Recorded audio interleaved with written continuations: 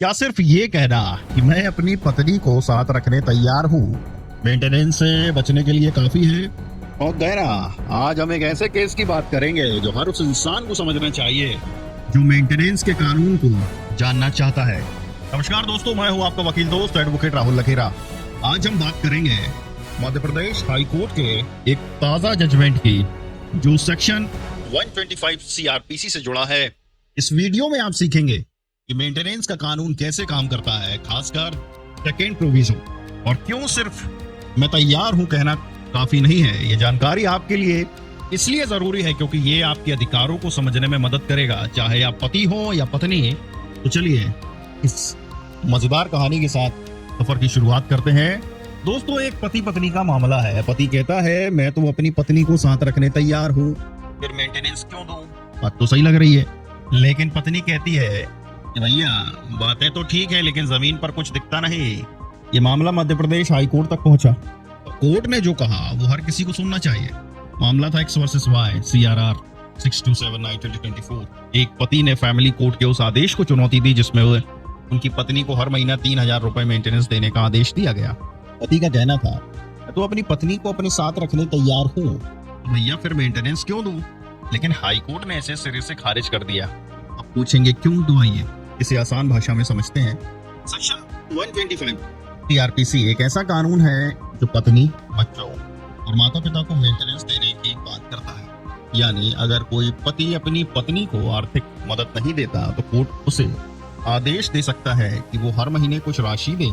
लेकिन सेक्शन 125(3) का दूसरा प्रोविजन कहता है कि अगर पति कहे मैं अपनी पत्नी को अपने साथ रखूंगा और उसका खर्चा उठाऊंगा और पत्नी फिर भी साथ रहने से मना कर दे, कोर्ट पत्नी के मना करने की वजह देखेगी।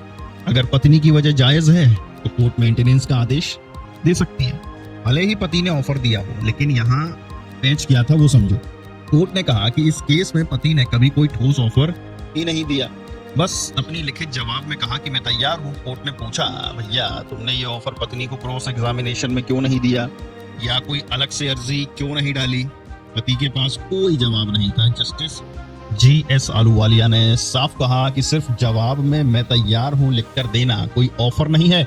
ऑफर का मतलब है कि तुम्हें कोर्ट में या पत्नी को साफ साफ बताना था कि तुम उसे साथ रखना चाहते हो और उसका खर्चा उठाओगे। तो कोर्ट ने पति की रिवीजन याचिका खारिज कर दी। जजमेंट में साफ कहा गया कि पति ने ना तो कोई लिखित अर्जी दी और ना ही सबूतों में ये बात कही गई कि पत्नी और बच्चों को साथ रखना चाहता है। कोर्ट ने यह भी कहा कि अगर पति चाहता है कि पत्नी मेंटेनेंस ना ले तो उसे कोर्ट में ठोस कदम उठाने चाहिए थे, लेकिन पति ने ऐसा कुछ नहीं किया।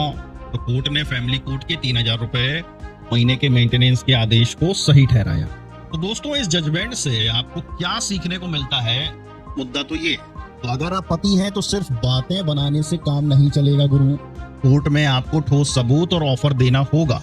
और अगर आप पत्नी हैं तो ये जान लीजिए कि अगर आपके पास साथ ना रहने की जायज वजह है तो कोर्ट आपके साथ है। ये जानकारी आपके हक को समझने में मदद करेगी। वैसे पति साहब को कोई बता दो कि भैया कोर्ट में मैं तैयार हूँ बोलना वो ऐसा ही है जैसे शादी में मैं दूल्हा हूँ बोलकर सारी रस्में छोड़ देना। और हाँ, जैसा कि हमारा कहना है कोर्ट में सबूत बोलता है, दिल की बात नहीं। तो दोस्तों, अगर आपको ये जजमेंट और सेक्शन 125 सीआरपीसी की जानकारी पसंद आई तो वीडियो को लाइक करें, शेयर करें और चैनल को सब्सक्राइब करना ना भूलें। बेल आइकन दबाएं ताकि हर नया वीडियो आप तक सबसे पहले पहुंचे। और हाँ, कमेंट में बताएं कि आप मेंटेनेंस के बारे में और क्या जानना चाहते हैं। तो दोस्तों, मैं हूँ आपका वकील दोस्त और आज हमने सीखा कि कोर्ट में सिर्फ बोलने से काम नहीं चलता, सबूत चाहिए।